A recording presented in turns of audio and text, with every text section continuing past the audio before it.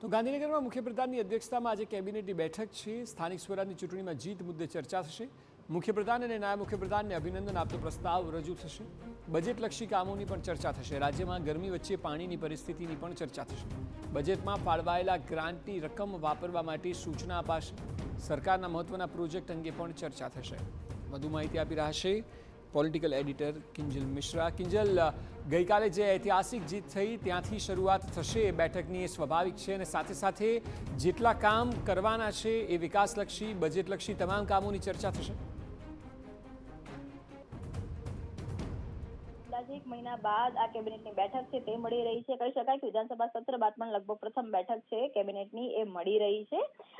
એટલે સ્વાભાવિક છે કે સ્થાનિક સ્વરાજની ચૂંટણીમાં ભાજપની જે જીત થઈ છે તેને લઈને પણ મુખ્યપ્રધાન અને નાયબ મુખ્યપ્રધાન અને અભિનંદન પ્રસ્તાવ છે તે રજૂ કરવામાં આવશે।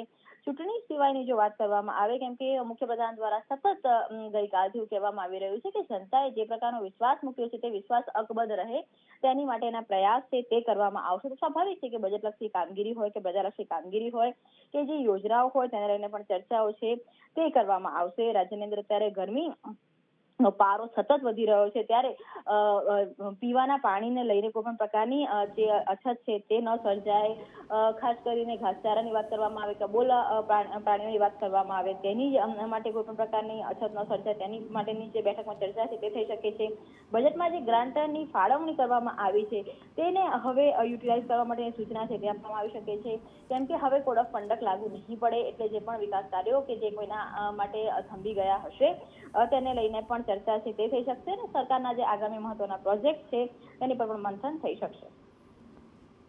જી બિલકુલ, આભાર। તો જે